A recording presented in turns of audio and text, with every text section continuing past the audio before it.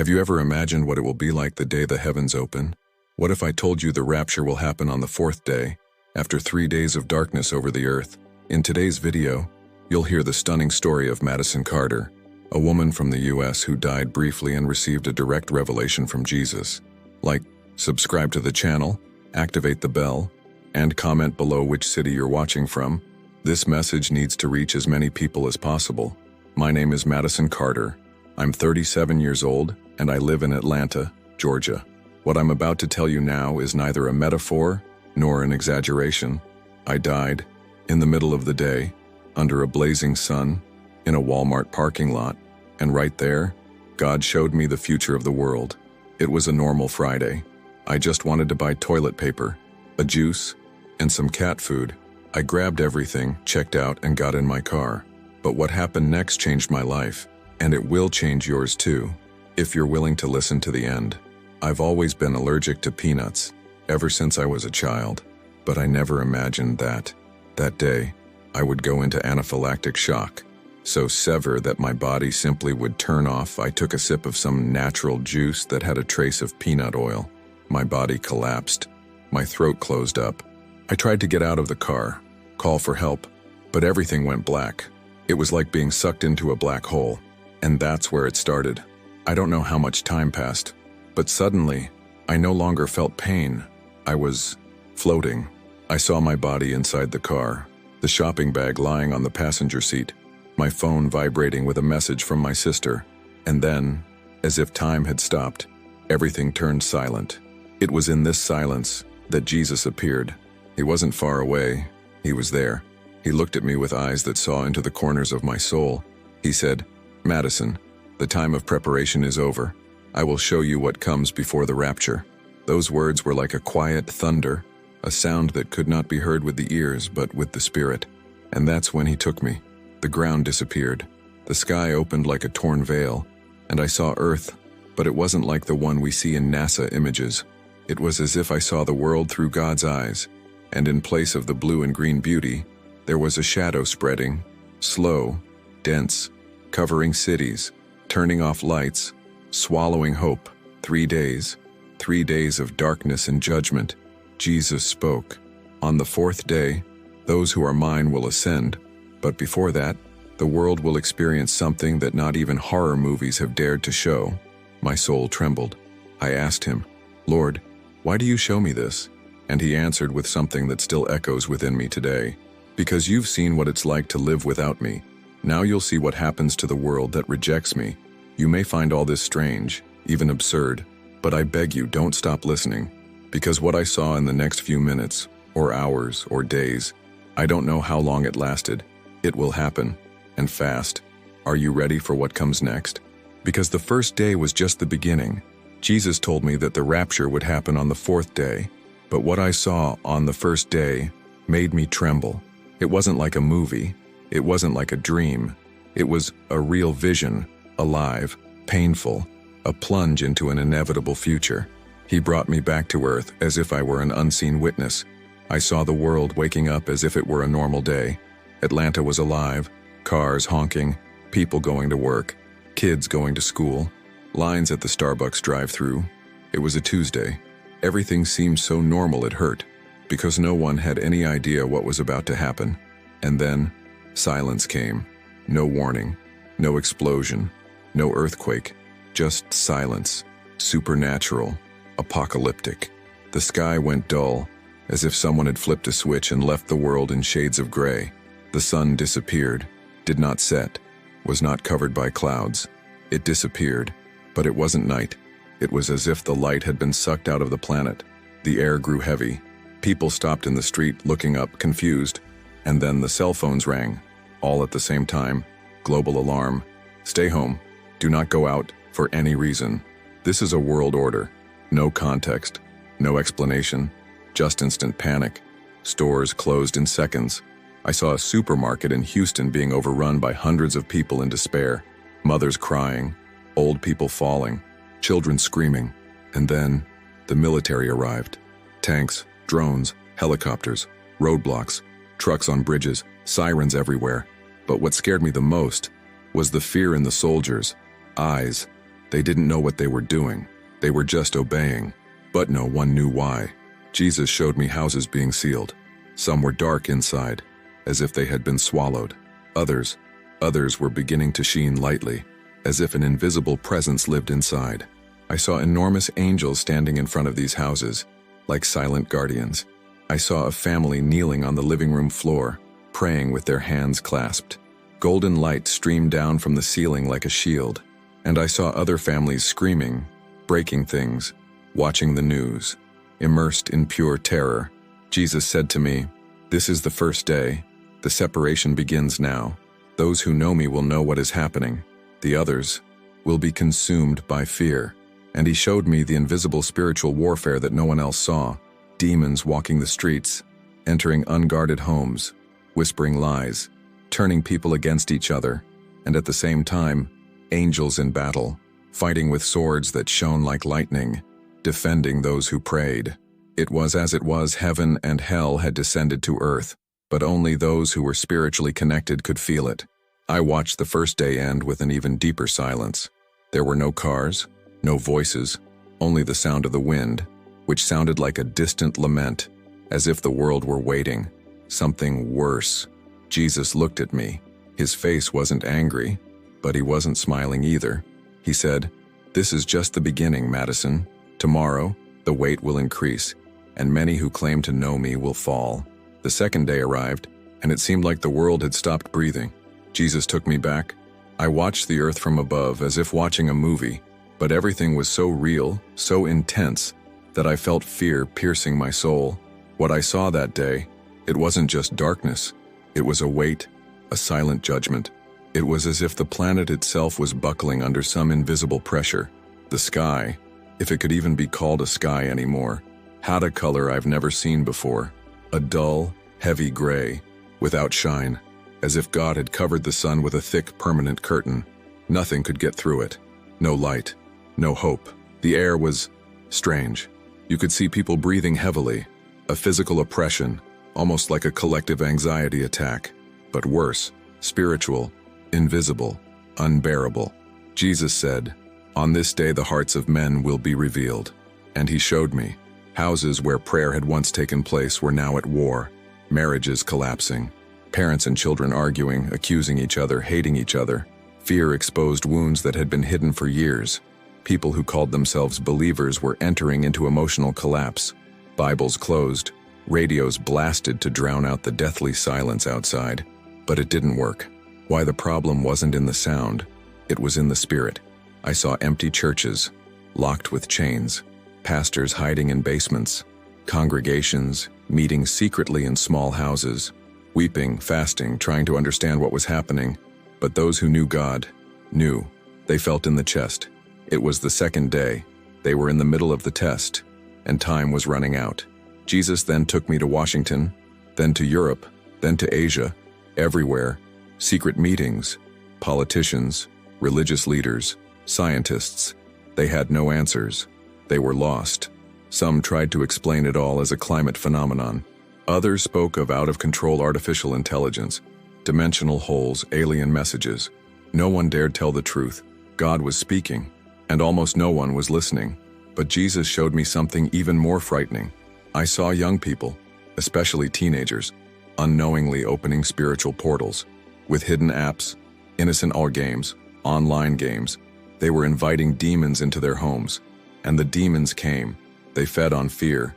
I saw dark figures climbing the walls, whispering in my ears, driving people crazy.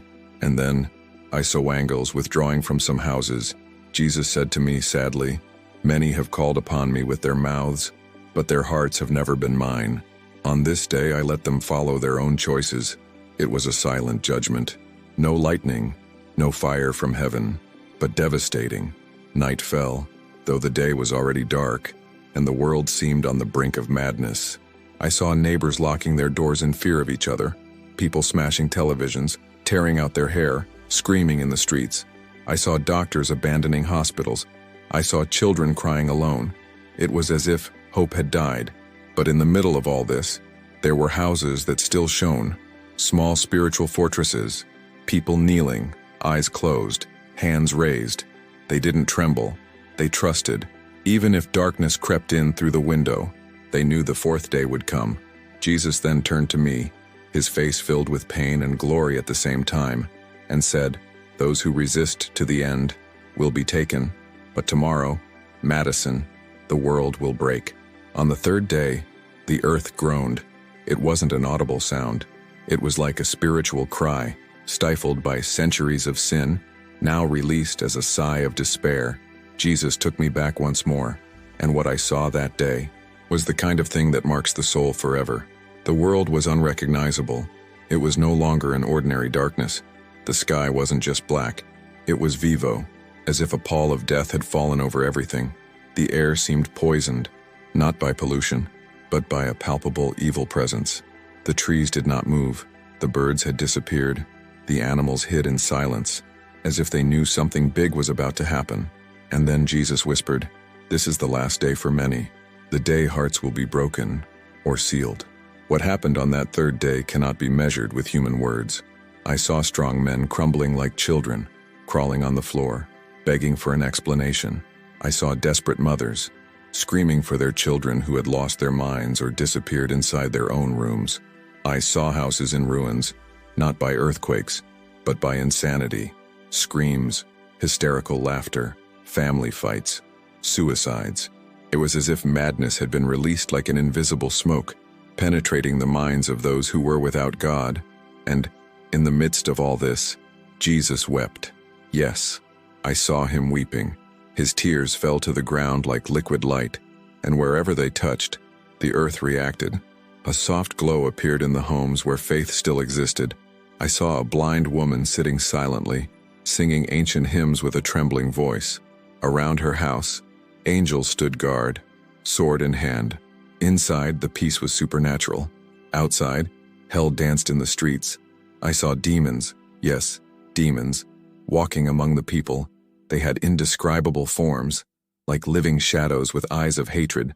They entered homes through TV screens, through loudspeakers, for the words spoken in despair, and where they entered, destroyed everything.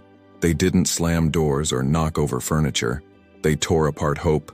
They made parents disbelieve in salvation. They made children hate their own parents. I saw families emotionally destroyed, and Jesus told me, "The time I gave for preparation is over." Today, each soul chooses which side they will be on. I saw the sky fill with armed angels, like an army awaiting the final command, but they were silent. The weight was unbearable. I could feel it in every fiber of my soul. Was about to happen. Then, the clock in heaven has stopped, and at that moment, the sound ceased completely. There was no wind, no crying, not even breathing. It was the last minute of the third day. Jesus turned to me. His eyes burned like fire, but his voice was peace. "Madison, when your eyes open on the fourth day, mine will rise." And in that instant I understood. The separation was complete. Nothing more could be done. Nothing more could be reversed. Those who were with Christ, even in pain, kept a flame alive. Those who rejected him were delivered. And then, the sky began to move. It was the fourth day. I don't know how to explain it, but it was as if all creation knew. The trees, the winds, the skies, even the weather, everything held its breath. There was no longer chaos like in the previous days. Now there was something even more terrifying. Absolute calm, as if the universe was waiting to explode. And then it happened. First was light, but not sunlight, not earthly light. It was a light that tore through dimensions, a golden, holy, living flash, as if eternity were going down to the physical world. The sky opened up, literally, not like clouds drifting away, but like an invisible veil being ripped from top to bottom. What I saw behind that tear wasn't blue sky. It was the glory of God, something so pure, so grand, that my soul trembled just to witness it. And in the midst of this glory, he came, Jesus, riding a white horse. His eyes were fire. His robe shone like liquid sun, and behind him, an army of angels, infinite, resplendent. Each carried trumpets, swords, and a mission: seek the children of God.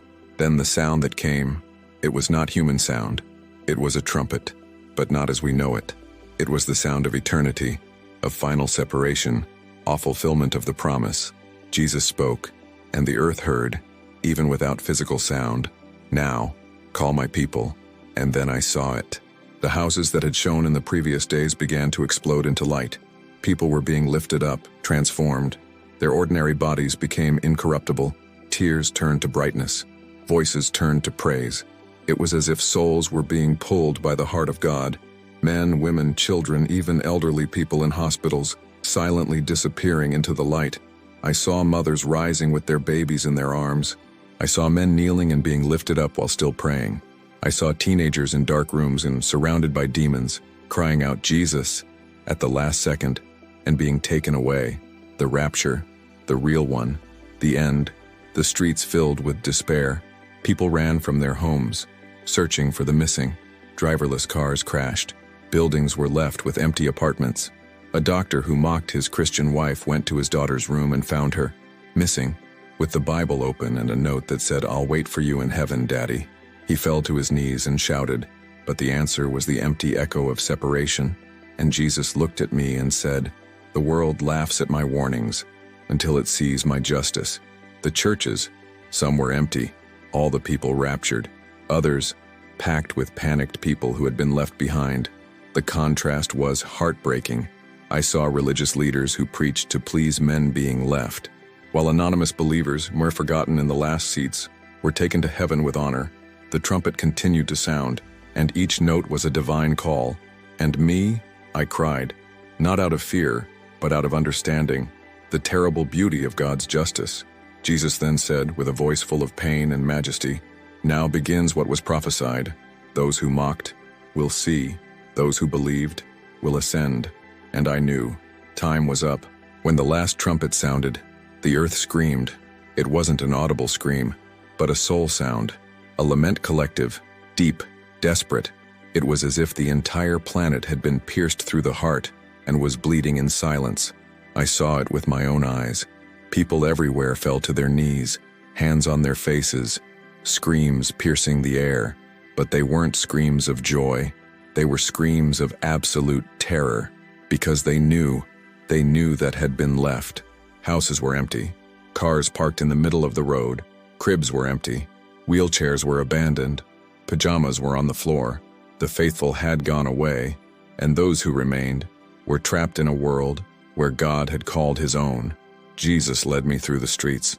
I saw a teenage girl running in tears, clutching her cell phone, screaming for her younger brother. He had disappeared from the bed. She found his Bible, scribbled on, full of markings, with a note, "When he takes me, know that I warned you with love." She fell to her knees and cried out, "Jesus, take me too." But the sky was silent. I saw a pastor standing in the mirror, dressed in his best clothes, ready to preach. But his church was empty. Everyone had been taken away. Only he remained, and he knew why. His words were beautiful, but his heart was never real. Regret was too late now. In New York, I saw a woman smashing the windows of a church, desperately trying to find someone inside. But everything was empty, just abandoned pews and echoes of ancient praises. She fell to the ground and repeated, "Why didn't I take it seriously? Why didn't I listen when there was still time?" And Jesus told me something that pierced my soul. The door was open, but many chose to laugh at the invitation. News reports tried to explain it. Theories emerged: solar radiation, alien abduction assault, a biological system failure. But no one had peace, because deep down, everyone knew the truth.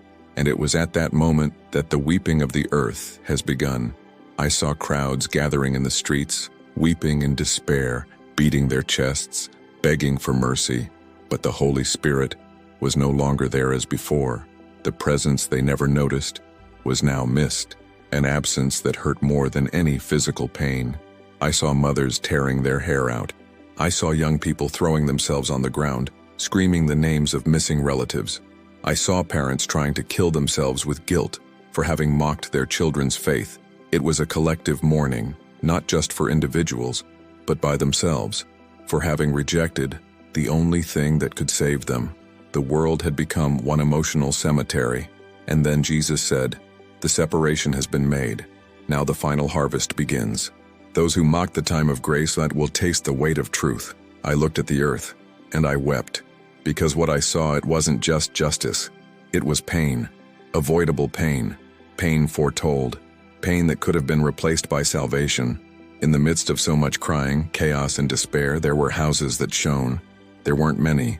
There were few, very few, but they were there, like islands of peace in an ocean of agony.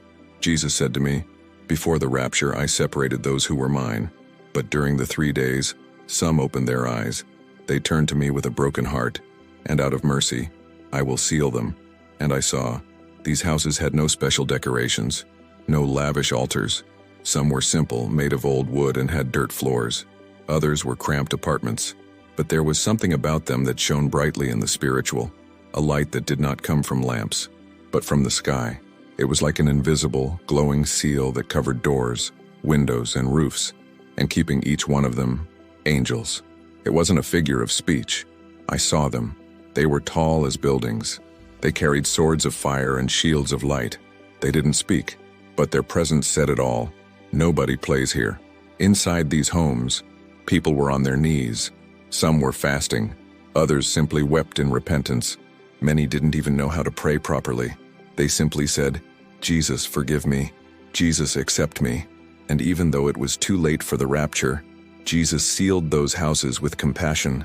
"They will not be taken now," he said, "but I will hide them from the evil that is coming." They still have a role to play. As the world crumbled outside, inside, there was peace. And it wasn't an emotional peace. It was supernatural peace. I saw a 6-year-old girl holding her mother's hand and saying, "Mommy, there's a man shining out there. He's smiling at us." Mother didn't see it, but I did. It was an angel, standing at the gate of the house, its wings covering the roof. And then Jesus showed me otherwise. Houses without stamps, houses of religious people who knew how to sing, raise their hands, but never truly surrendered. Inside, there were arguments, fear, confusion. The air was heavy. And worst of all, darkness entered through the cracks. I saw demons infiltrating through televisions, cell phones, even through words spoken with hatred. It was as if they already had the authority to enter, because there was no seal. Jesus then showed me a house in Miami. A man who had mocked the rapture days before was now crying on the kitchen floor, yelling, "God, let me see my daughter one more time, please." But the daughter had been taken. And Jesus said, he heard about me for 17 years. And in 17 years, he never surrendered. He only screams now because he was afraid. But fear is not regret. Those words broke me inside. Jesus then pointed to a small apartment in Detroit. Inside, a newly converted woman prayed alone with a Bible on her lap. She had accepted Jesus on the 2nd day. She was saved by faith, but stayed to see the harvest. In the spiritual realm, his house shone brightly. 3 demons tried to get closer and were thrown back like dust. Jesus said, "Those who sought me at the limit will be lights for those who can still be saved." And then he made me understand. The rapture is not the end, it is the divider. Now, each sealed house would become a lighthouse in the darkness, until the last time of grace is completely exhausted. Jesus looked at me seriously and said, "Now that my children have been taken, the system can speak out. What was hidden is now coming to light." And then he showed me. I saw governments around the world coming together like never before. There were no more divisions between countries. There were no political debates. There was only one voice, one leadership, one command. Something or someone was controlling everything, with a supernatural coldness. He was no ordinary man. He was not a president, nor a king. He was a charismatic leader, with a face that inspired confidence, but whose gaze gave me chills. He spoke with conviction, with false love, with promises of reconstruction, world peace, global unity, and the masses applauded. They cried. They hailed him as their savior. Jesus whispered, "It will be welcomed as a solution, but it is the beginning of oppression." This man, the leader of the new order, came before the world with a global emergency plan. He said that the mass disappearances had been caused by an interdimensional event, and that those who disappeared were on another plane of existence by choice. They called it the collective transition, and they announced a new motto for humanity, united in a new consciousness. It seemed like science fiction, but it was real. I saw the new system being established in just hours. A global digital document was launched, something between a passport and a spiritual contract. It promised food, protection, and access to services, but also a requirement: unconditional loyalty to the new order. This document carried a dark spiritual seal, like an invisible mark. Jesus showed me what human eyes could not see. Whoever accepted this seal received a spiritual blockage, an erasure of God's consciousness. And then, the chase began. First, against those who resisted the new system. Then, against those who were in the sealed houses. They came to be called transition laggards, resistant to evolution, spiritual extremists. The world hated them. They accused them of causing the disappearances, of being responsible for the spiritual chaos. I saw crowds hunting the sealed ones, but they couldn't find them. It was as if they were hidden by the sky itself. Jesus showed me a family hiding in a Chicago basement. The father prayed, the mother fasted, the children slept with supernatural peace. Outside, soldiers with tracking technology walked past, without understanding a thing. And then he said, "As long as I permit, not a hair of my head will be touched." But he also showed me others, people who accepted the new brand out of fear, out of hunger, out of confusion. And I saw the exact moment when his eyes changed. It was as if something extinguished the spark within them. I saw a woman who, upon receiving the mark, immediately forgot the name of his own stolen daughter. She repeated, hypnotized, "We are safe. We are united. The new era has arrived." The system rose like a monster of gold and silver, beautiful on the outside, rotten on the inside. And Jesus said, "The Antichrist does not come to appear evil. He comes to appear to be a solution." And the whole world prostrated itself, without realizing that it was about to be devoured. In the midst of that spiritual darkness, where multitudes were surrendering themselves to the new order like lambs to the slaughter, Jesus showed me something amazing. Not all was lost. Even after the rapture, even with the system in power, even with persecution increasing, there were voices that did not remain silent. They were scattered, isolated, but lives. They were the ones who had been left behind, but who truly regretted it, not with momentary tears, but with total surrender. Hearts crushed by the truth, souls torn before God, and for mercy's sake, God raised them up as the last witnesses. I saw a young black man in the basement of a destroyed building in Baltimore. He preached with such passion that his voice echoed through the city's pipes. Repent. Jesus can still save you from condemnation. Don't accept the mark. He had been a drug addict. He had mocked his mother's faith, but on the second day, he had a vision. Now, he was a living torch in the midst of darkness. I saw an elderly woman in a field in Texas, on her knees, praying, with her eyes closed, and out of nowhere, angels surrounded her. She received words directly from the Holy Spirit, and every day she walked miles to whisper the gospel at people's doorsteps. Jesus still loves you. Run away from the lie. He will come back, again. And the most shocking thing, I saw teenagers, young people who had previously only lived on TikTok, pornography, and family feuds. Now they were face down on the floor, crying for their neighbors to save them. They became prophets in the midst of collapse. No microphone, no stage, no YouTube, but with power, a power that the new system could not control. Jesus said, "They are the voices in the wilderness, the last messengers, and because of them, many will yet see the light." But there was a price. They were hunted, betrayed, ridiculed, considered insane. I saw a group gathered in a barn in North Carolina. They sang softly, praising, reading torn pages from the Bible. Suddenly, troops arrived. Most fled, but a 16-year-old girl stayed behind. And even though she was surrounded, she knelt and cried out, "I belong to Jesus, and no system will make me deny that." She was taken, but her courage generated faith on a soldier who was there. 3 days later, he abandoned the New Order army and began warning others.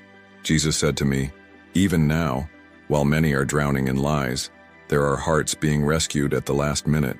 These voices had no fame, they had no money, but they had something the world lost: real fire. They didn't talk nicely. They cried. They pleaded. They weren't trying to convince. They were warning. And I saw something that made me tremble. From time to time, one of these voices would be snatched away alone. Yes, alone. They disappeared amidst the clamor of their prayers. Jesus was collecting the last one by one, liqueur flowers being picked by hand, and he said, "When the last voice is silent, there will be no turning back." Jesus looked at me, and in that look I saw something I will never forget. The pain of a father who called, waited, cried, and now, finally, is silent. He told me, "The last voice has been heard. Now, the door closes." And then, the sky fell silent. There were no more voices crying out in the streets. There were no more secret praises. The sealed were hidden. The last were gathered. Those who mocked, mocked. Those who chose, chose. And then, the silence turned into something new. Judgment. I saw the earth shake, but not like an ordinary earthquake. It was as if the planet itself reacted to the end of grace. The sky wrinkled, darkening beyond darkness. I saw cracks opening in the heavens, like spiritual portals being breached. And for them, creatures descended that did not come from earth. They weren't men. They weren't ordinary demons. They were like instruments of divine judgment. Creatures with eyes of fire, voices like thunder, and a mission: execute justice. Jesus explained to me, "Now is the time of the plagues. Those who rejected my love, mocked the cross, and bowed to the false throne will know the weight of the truth." And then I saw waters becoming poison, people running to wells and rivers and dying from drinking them, the sky pouring sporadic fire, not destructive, but terrifying, a prelude, a warning, lights dancing in the sky like inverted auroras. They did not enchant, they paralyzed with fear. The new order system began to crack inside. The world leader's promises no longer held up. He shouted, ordered, begged, but his voice was no longer convincing. Some worshipped him more fiercely, blindly, completely surrendered. Others were beginning to realize they were trapped in a spiritual captivity with no way out. I saw a crowd in London, shouting in despair, they deceived us, where is God now?" But it was too late. And then I saw an angel, giant, like a mountain, close an invisible door in the sky, a door that remained open for thousands of years, the same door Noah saw close before the flood. Now, she closed herself, for the last time, and Jesus said in a firm voice, "He who is filthy, remain filthy. He who is holy, remain holy. I gave time, I gave warnings, I gave my blood. Now the book will be opened, and the seals broken." That's when I understood. The rapture was not the end. It was the beginning of the end. The time for mercy had passed. Now it began the time of justice. The world would never be the same again, and everyone, all would remember that name they rejected, Jesus. If you enjoyed this beautiful spiritual testimony, please leave a like, comment, share your impressions, subscribe to the channel, and don't forget to turn on the notification bell to watch each new video and help us spread this message to a greater number of people. Until next time.